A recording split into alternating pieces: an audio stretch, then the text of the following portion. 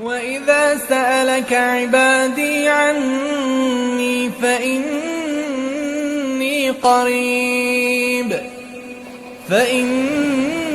قريب أجيب دعوة الداع إذا دعان فليستجيبوا لي وليؤمنوا بي لعلهم يرشدون. السلام عليكم ورحمة الله وبركاته. كيفكم أصدقائي؟ طمنوني عنكم، إن شاء الله تكونوا بألف خير يا رب. إن شاء الله رمضان مبارك علينا وعليكم جميعا، وأهله علينا وعليكم بالخير والبركة يا رب. تقبل الله طاعتكم، وإن شاء الله صياما مقبول بإذن الله تعالى. رجعنا لكم اليوم بفيديو جديد، فيديو شوي عن غير الفيديوهات السابقة. حبيت أخدكم معي هيك جولة صغيرة بريف سوريا، عفوا بريف طرطوس بالساحل السوري. حبيت أخدكم معي هيك مشوار صغير لفرجيكم ما شاء الله على جمال وألوان الطبيعة الخلابة. يعني حرفيا ما شاء الله الربيع بسوريا عن جد بلش كتير بكير، يعني ما شاء الله ما فيني أوصف لكم جمال الطبيعة، ألوانها، تدرجات الألوان الأخضر اللي فيها. يعني ما شاء الله يمكن سبب الربيع انه بلش كتير بكير. الامطار اللي نزلت ما شاء الله، الامطار كانت غزيرة كتير هالسنة، الحمد لله رب العالمين، الحمد لله اللي اسقانا الغيث يا رب، لا يعني وما كنا من القانطين منه. الله يبعث الخير لكل البلاد المسلمين يا رب العالمين. آه ايه والله، فانه طلعنا، حبيت اني اخدكم هيك، قلت بدي اصور لكم فرجيكم جمال بلدي، جمال بلدي سوريا الحلوة الجميلة، بساحلها بشمالها بجنوبها بشرقها. يعني ما شاء الله سوريا، يعني عن جد قد ما فيني لكم سوريا حلوة، عن جد حلوة، مو لأنها بلدي بس، عن جد بلد كتير حلوة، كتير كتير حلوة. هون طلعنا على ريف طرطوس، هيك عالضيع، ما بعرف صراحة شو أسمائهم، بس يعني ما شاء الله كتير حلوين، لسه في أماكن أحلى إن شاء الله الأيام الجاية رح فرجيكم منهم أكتر وأكتر. بس هيك حبيت إني أخذ لقطات صغيرة فرجيكم هيك الطبيعة ما أحلاها، وإنه عن جد شي برد الروح. يعني حرفيا ونحن طالعين هيك وصايمين، يعني تمكم ما بوقف بس هيك على إنه أنتوا يعني عم تقولوا سبحان الله سبحان الله ما شاء الله. يعني الجمال الألوان وجمال المنظر بخلي لسانكم سبحان الله سبحان الله دائما معطر بذكر الله. ايه والله. وفعلا يعني في عمي أبوه لزوجي بضل بيقول لي إنه الخضار بجلي العيون، عن جد، يعني عن جد بجلي العيون سبحان الله، بخلي هيك روحكم من جوا ترتاح. ايه والله. فهيك والله قلت اخدكم معنا مشوار صغير بهالساحل الحلو. ان شاء الله هيك كمان لقدام بدي فرجيكم كمان البحر واجواء البحر، بس مو هلا، لقدام اكتر لانه هلا صايمين بتعرفوا. فيعني شلون بدي لكم اياها. هلا صعب الواحد هيك، بتعرفوا انه الصيام انه يضل يطلع هيك مشاوير كتير برات البيت. وحرفيا بدي لكم شغله، أنا درت كذا منطقة وكذا محافظة بسوريا. آه، يعني هي ممكن مثلا معلومة للأشخاص اللي حابين ينزلوا ويستقروا بسوريا إذا ما كان عندهم بيت ملك لإلهم. ويعني مثلا كيف نحن نزلنا صراحة، يعني الله يرزقنا ويرزقكم جميعا يا رب بيوت الملك والرزق الحلال يا الله. نحن ما عنا بيت ملك، فإنه يعني إنه وين بدنا نستقر مثلا، إنه يعني ما إننا مكان هيك هيك عم نستأجر بكل المناطق. هلا أنا زوجي من حلب، فنزلنا على حلب. حلب ما فيني أوصف لكم قديش حلوة قديش جميلة. آه، هيك بتضج بالحياة عن جد، هيك كلها حيوية، وبتحسوا عن جد روحكم هيك من جوا عم بتعيش من أول وجديد.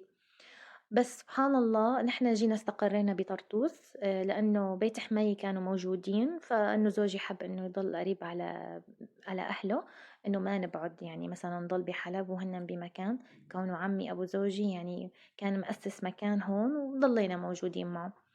وشوي شوي يعني بلشت أحس إنه ما شاء الله يعني طرطوس حلوة كتير. هي هون بعد ما رجعنا من الريف دخلنا على طرطوس المدينة. بصراحة منطقة كتير راقية، كتير حلوة، كتير هيك، لحتى شعبها كتير حلوين صراحةً، لأنها متعددة يعني متعددة الأطياف فيها، يعني كل سبحان الله كل كيف بيقولوها، يعني موجود منها كل، ما بدنا نحكي نحن بالطائفية، بس موجود فيها كل الأجناس من كل الطوائف، يعني بلد حلوة وكتير هيك راقية وكتير جميلة. فأنا بالنسبة لإلي شُفت طرطوس بلد كتير حلو، يعني منطقة كتير حلوة إن الواحد يسكن فيها ويعيش فيها، وموجود فيها شغل وموجود فيها بيوت وموجود فيها كل شي. يعني هيك شلون بدي أقول لكم، هلأ بالنسبة نحن لإلنا اللي كنا عايشين برّا، آآ صعب إنه نرجع، مثلًا في ناس مثلًا بدها ترجع على على سوريا، ما عندهم مأسسين شي، ما إلهم شي، ومتعودين على نمط حياة بالنسبة اللي بأوروبا، اللي كنا بتركيا نحن مثلًا اتعودنا على أجواء مدينة وأجواء، ما فينا مثلًا نرجع على أجواء حارات صغيرة وهيك، ما يعني مو إنه على شي تاخدوا على كلامي، بس صراحةً هيك باحس. وكمان حسب الإنسان وين أهله موجود، يعني هلّأ مثلًا أنا نحن أهلنا كانوا هون، فإنه جينا لعند أهلنا، ضلينا قراب منّن. فمختصر الكلام كلّياته، لإنه رح يخلص معنا المشوار منشان نبلش فورًا بالمشروبات الرمضانية الشهيرة يلّي هي عرق السوس والتمر الهندي. آآ إن شاء الله بالفيديوهات الجاية بنحكي أكتر، وهلأ خلّونا نبلش بالمشروبات الرمضانية. بالبداية رح نعمل عرق السوس. أنا عندي هون عرق السوس اللي هذا بيجي متل البودرة. آآ تقريبًا حطيت منه شي كاسة متل ما إنكم شايفين، وما فيني أوصف لكم الغبرة تبعيتها، يا الله! يا الله قديش هيك بتخنق. وهون يعني صراحةً أنا حاطة إلها شوي متل الكمامة على تمي يعني وعلى أنفي مشان الريحة ما تدخل على حلقي، والريحة كتير مزعجة صراحةً. إي والله، هون حطيت كاسة من عرق السوس، وحطيت لها رشة صغيرة سكر. وظيفة السكر هون بس منشان تكسر شوي من المرار تبعها، وحرفيًا يعني بتعطي نكهة كتير طيبة، يعني بتشربوها ما بتنزعجوا منها. وكمان عندي هون 3/4 الكاسة من المي، باحط عليها هيك براس المعلقة شوية كربونات الصوديوم. هي وظيفتها منشان تخلّي هيك يصير في فقاعات، رغوة، عفوًا مو فقاعات، تصير في رغوة بالعرق السوس. هلّأ بقى بعد ما بنحط المي فوق العرق السوس، بنضل بنفرك فيهم لحد ما إنه كل المكونات تمتزج بالمي بكربونات الصوديوم كلّها مع بعضها، منشان يعني تغِب قدر الإمكان من السوائل. هلّأ هي أصول عرق السوس إنه يتنشّف على الشمس. بس بصراحة أنا مو كنّا طالعين، يعني طلعت ورجعت لحتى أعملُن، فما بقى إني لحق. هي طريقة رح أعملكن إياها للي مثلًا مستعجل، فيكن تعملوها قبل الإفطار بساعة، يعني ما في أي مشكلة، مثلًا ما شرط إنه نعملها من الصبح أو هيك. هلّأ لو من الصبح بدها تكون محطوطة بالشمس، بتعرفوا الشمس يعني بتاخد وقت لحتى ينشف. فأنا هون صراحة استخدمت الair fryer القلاية الهوائية. فيكن تحطوها كمان بالفرن، أنتم مثلًا كيف بتحبوا، المهم إنه تتنشّف كتير منيح. حطيتها على ورقة زبدة، وفردتها كتير منيح بقلب القلاية الهوائية، وحطيتها تركتها لحد ما مثلًا تنشّف منها كل المي، وهيك تحسّوها صارت يعني هيك إلها شوي متل المقرمدة، عرفتوا كيف؟ هلّأ بقى بنيجي للتمر الهندي، يلّي هو صراحة محبوب الجميع أكتر من العرق السوس. عرق السوس يعني أنا ما باحبه، شاركوني رأيكم أنتم بالتعليقات إذا بتحبوا عرق السوس والّا التمر الهندي. أنا من محبين التمر الهندي، أنا عرق السوس أبدًا ما باحبه، بس باعمله لزوجي لإنه هو كتير بيحبه. عندي هون هاي العلبة تقريبًا 500 جرام، أخدت منها نصها. هلّأ باحاول إني أفتح كل الحبايات بقدر الإمكان، إني بافتح منّن، يعني ما اخليهم هيك متل ما هن. وكمان منشان هلّأ وقت نحط عليه المي فورًا إنه يفكفك معنا، عرفتوا كيف؟ ولهي الكمية تقريبًا نحتاج لمي ما يقارب اللتر ونص، لتر ونص مي مغلية، عرفتوا كيف؟ هون بدها تكون المي مغلية، ما بدها تكون المي باردة. هلّأ إذا قلت لكم إذا بدكم تعملوها من أول النهار، فيكم تنقعوها من الصبح.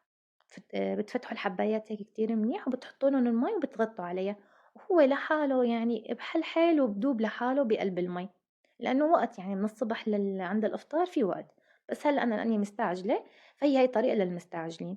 حطيت لتر ونص من المي المغلية، مو المي السخنة، مي مغلية. هلأ بقى هيك بحاول إني حركن كتير منيح مع بعض، لخليهم يمتزجوا هيك، ياخدوا شوية من المي. بعدين بغطيهم وبتركهم على جنب.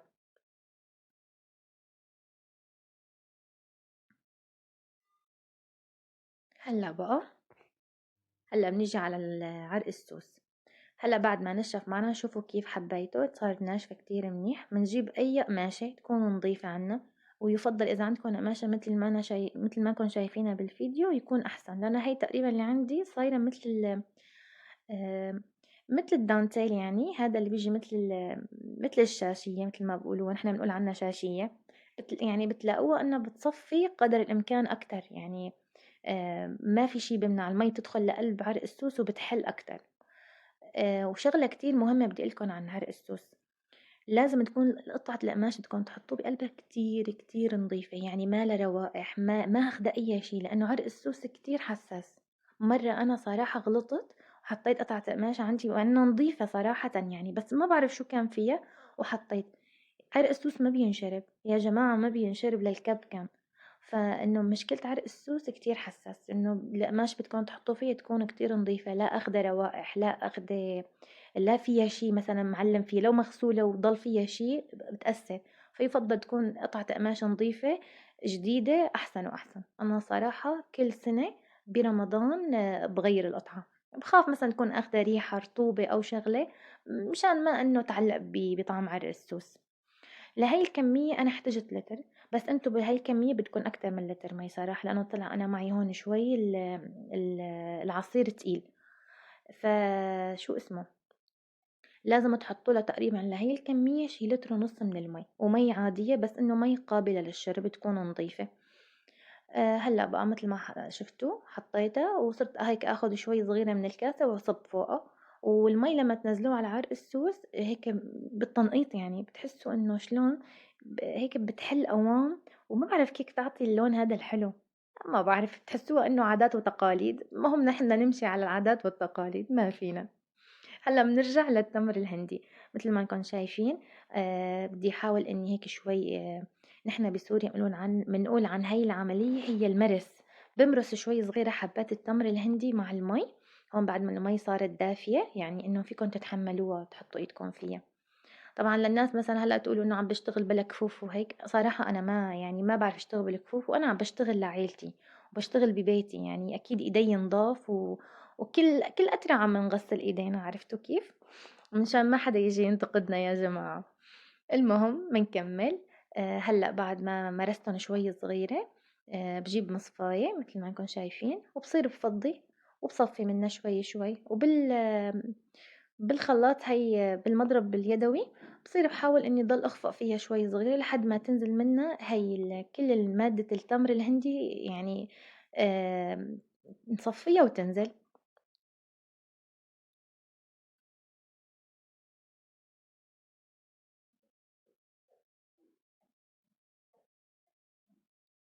وهلأ هون كمان بدكم ترجعوا تزيدوا له شوية مي. صح أنا حطيت لتر ونص بالأول بالبداية مي، بس بترجعوا بتحتاجوا مي لأنه التمر الهندي كتير تقيل.